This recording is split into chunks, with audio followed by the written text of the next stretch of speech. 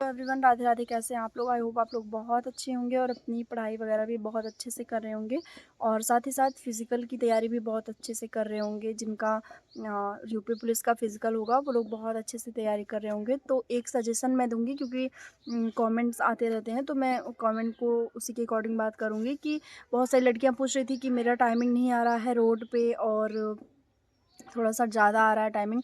तो मैं उनको यही सजेस्ट करूँगी कि आप ज़्यादा से ज़्यादा कोशिश करिए कि आप ग्राउंड पे जाइए, क्योंकि ग्राउंड पे रनिंग करने का एक मतलब अलग ही बात होती है ग्राउंड पे। और वहाँ पे भी आपको सर्कल में रनिंग करना है, गोले में। तो आप ग्राउंड पे कोशिश करिए कि आप वहाँ जाइए अगर पॉसिबल हो पाए, और डेली नहीं पॉसिबल हो पाता तो वीक में 1 या 2 दिन तो जाइए, ठीक है? इससे आपको अंदाज़ा लगेगा कि आपकी रनिंग कितनी प्रैक्टिस में है और कितनी हो मतलब कितनी अभी आपको क्या-क्या कमियाँ हैं जिसको आपको कंप्लीट करना है। तो ये चीज़ आप लोग ज़रूर फ़ोकस करिए, ठीक?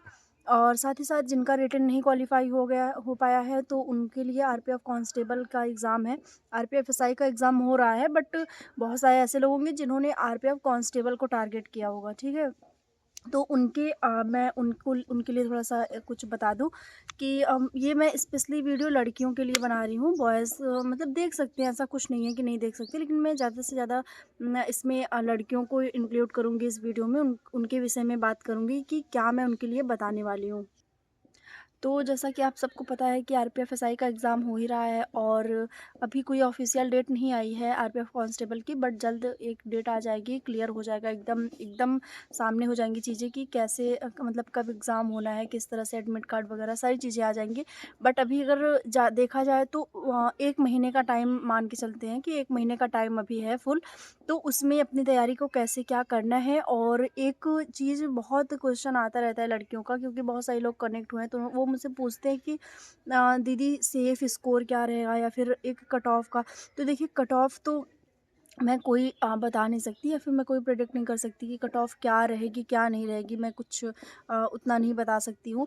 लेकिन हाँ, ये है कि सेफ़ स्कोर में मैं थोड़ा-सा सजेस्ट कर सकती हूँ और एक चीज़ में मतलब आइडिया दे सकती हूँ कि हाँ, सेफ़ स्कोर इतना हो सकता है कि इतना तो आप मॉक टेस्ट में अपना लेके चलिए कि अगर आपका इतना आ रहा है तो आप थोड़ा-सा मतलब अपने माइंड को रिलैक्स कर सकते हैं कि हाँ, मैं कॉम्पिटिशन में थोड़ा-सा आगे हूँ, ठीक है? और जिनका कम आ रहा है तो उनके लिए, जैसे जिनका 60-70 आ रहा है या फिर 70 से थोड़ा प्लस में आ रहा है, 80 के बीच में, 70-80 के बीच में, तो उन्हें थोड़ा-सा और मेहनत करने की ज़रूरत है, क्योंकि आप सबको पता है कि कंपटीशन कितना है। जब इतनी बड़ी वैकेंसी में इतना ज़्यादा कंपटीशन था, तो आरपीएफ की वैकेंसी तो बहुत कम है। उसमें लगभग 15% लड़कियों का है, यानी 631 सीट जो है वो लड़कियों की निर्धारित की गई है, मात्र 631, ठीक है? और फॉर्म जो हैं वो मेरे ख़्याल से 12 लाख तो मतलब 10 लाख तो होंगे ही होंगे, और ही प्लस में ही होंगे, माइनस में नहीं है। इतने फॉर्म हैं तो 10 लाख में 631, मतलब आप समझ रहे हैं ना कि कितना ज़्यादा कॉम्पिटिशन है। जो तो लगभग 20% सॉरी, 20% नहीं, लगभग 15% है। ये टोटल वैकेंसी का 15% है, 631।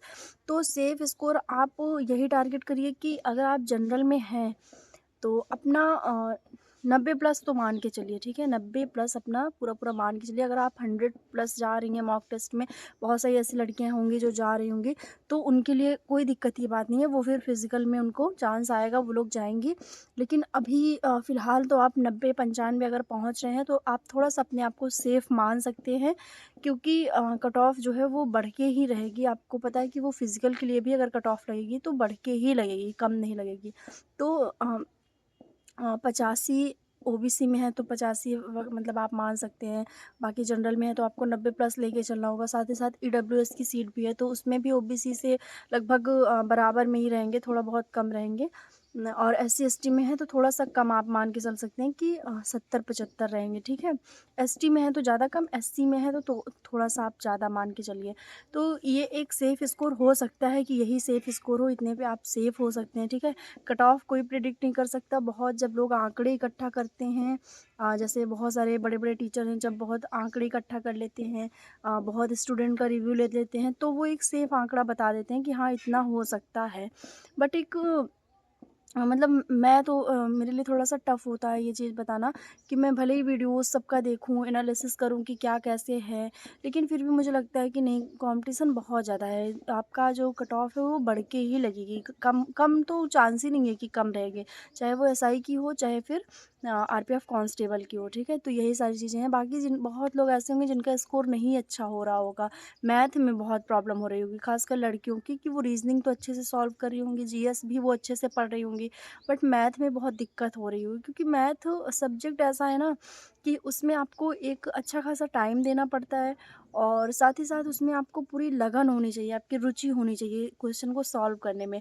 मेन है कि बहुत ऐसी लड़कियां हैं जिनकी रुचि ही नहीं बनती है मैथ सॉल्व करने में। उन्हें लगता है कि ना, मैथ मैं नहीं कर पाऊंगी, मतलब उनका एक माइंड सेट हो जाता है मेरी तरह, जैसे पहले मेरा भी था ये चीज़। तो एक माइंड सेट हो जाता है कि मैथ मैं नहीं कर पाऊंगी। तो जब ये चीज़ हो जाता है तो वो फिर उतना उस पे कर नहीं पाती काम, उसको सॉल्व नहीं कर पाती उतना। और ख़ासकर जो ऑफ़लाइन क्लासेस में जो पढ़ रही होंगी उनके लिए तो बहुत प्रॉब्लम हो रही होगी, क्योंकि छोटे-छोटे क्वेश्चन जो नहीं समझ में आते, वो पूछ नहीं पा रही होंगी वो टीचर से। बहुत एक शर्म लगती है ना कि इतनी बड़ी क्लास में अगर मैं टीचर से एक छोटा-सा क्वेश्चन पूछूँगी, तो वो क्या मुझे रिप्लाई करेंगे, मतलब उनको ये क्या लगेगा, या फिर जो स्टूडेंट बैठे रहेंगे वो क्या सोचेंगे कि इनको इतनी छोटी चीज़ नहीं आती। तो ये सब हिचक रहती है जो हमको लगातार पीछे करते जाती है। तो अभी जैसे आपका मॉक टेस्ट में कम नंबर आ रहा है, या फिर मैथ में, स्पेशली मैथ में कम नंबर आ रहा है, तो आप लोग कोशिश करिए प्रैक्टिस करने की, ठीक है? क्वेश्चन आप इकट्ठा करिए, और ऑनलाइन में देखिए आपको बहुत सुविधा है कि आप एक वीडियो को कितनी बार आप ना, मतलब पॉज़ कर सकते हैं, और उसको बैक कर सकते हैं, स्पीड में कर सकते हैं, कम स्पीड कर सकते हैं। आपको कितनी ज़्यादा, मतलब कितना अच्छा है ये चीज़। तो आप हाँ, कोई अभी भी 1 महीने का टाइम है, तो कोई ऐसी क्लास उठाइए जिसमें आपको बेसिक से दिया हो, और क्वेश्चन प्रैक्टिस भी कराई जाए, प्लस कॉन्सेप्ट भी बताया जाए, फ़ॉर्मूला भी बताया जाए, सिखाने का तरीका भी बताया जाए। ये सारी चीज़ें हों तो उसको आप देखिए, और उसमें से आप सीखिए। मतलब कि आप जब सीखेंगे और अपना दिमाग लगाइए, हमेशा क्वेश्चन सॉल्व करते टाइम ना अपना दिमाग लगाइए। जितना आप अपने दिमाग को लगाएँगे उतना दिमाग घिसेगा। दिमाग का ना मतलब यही सीन ही है कि उसको जितना यूज़ करेंगे उतना ज़्यादा, जितना भगाएँगे उतना तेज़ वो भागेगा, ठीक है? तो यही सारी चीज़ करिए, आपकी मैथ अच्छी हो जाएगी, बहुत अच्छी हो जाएगी अगर आप प्रैक्टिस करते रहेंगे 2 घंटे 3 घंटे लगातार। क्वेश्चन प्रैक्टिस करिए अकेले में, शांति में। कोई आपको घोल के मैथ नहीं पिला सकता है जब तक आप उसमें अपना 100% नहीं देंगे, ठीक? बाकी जीएस के टॉपिक पढ़ते रहिए, इम्पोर्टेंट इम्पोर्टेंट टॉपिक हैं बहुत सारी, उसको आप नोट डाउन करिए, आपको गूगल करिए तो तमाम चीज़ें आपको मिलेंगी। तो सब कॉन्सेप्ट के साथ पढ़िए।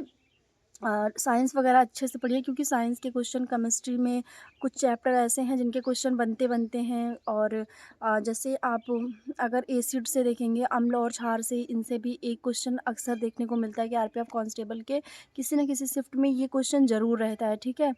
तो ये सारे चैप्टर पढ़िए। और संविधान में आप बहुत सारे चैप्टर हैं, आप उसको, मतलब कि इम्पॉर्टेंट चैप्टर, जैसे संशोधन से आप एक इम्पॉर्टेंट चैप्टर बनता है कि उससे आपको वो पढ़ना चाहिए। और साथ ही साथ जितने मतलब फंडामेंटल राइट्स हैं, और जितने भी मूल कर्तव्य जो हैं, या रिट जितनी भी हैं, तो ये सारी चीज़ें आप पढ़ेंगे तो ज़रूर इनसे क्वेश्चन बनता है। क्योंकि क्वेश्चन देखिए मतलब इन्हीं सब चीज़ों से बनता है, कहीं बाहर से कोई ऐसा तो दे नहीं देते। बस हाँ, ये होता है कि हम कितना डीप में और कितना कॉन्सेप्चुअली पढ़े हैं, ठीक है? वन लाइनर में बहुत मुश्किल होता है, क्योंकि कॉम्पिटिशन इतना ज़्यादा है कि वन लाइनर में हम नहीं फँसा सकते हैं क्वेश्चन। ठीक है, तो ऐसे तैयारी करिए। बाकी रीज़निंग में तो मुझे पता है कि सबकी बहुत अच्छी जा रही होगी, बेस्ट जा रही होगी। रीज़निंग सब अच्छे से कर रहे होंगे, प्रैक्टिस कर रहे होंगे। और जो क्वेश्चन फँस रहा है, जैसे देखिए रीज़निंग में क्या होता है कि अ, कुछ चैप्टर्स हमको बहुत अच्छे से आ जाते हैं, ठीक? बट एक आध चैप्टर ऐसे होते हैं जिसमें हम फँसते रहते हैं। तो जो जिसमें आप फँस रहे हैं, आप कोशिश करिए, अपनी ज़िद बना लीजिए कि आप इस चैप्टर को बहुत अच्छे से पढ़ेंगे।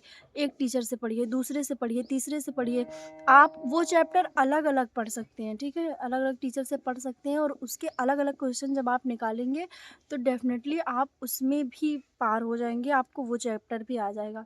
ठीक है, तो आई होप आपको चीज़ें समझ में आ गई होंगी। तो मिलते हैं नेक्स्ट वीडियो में, तब तक के लिए बाय, टेक केयर।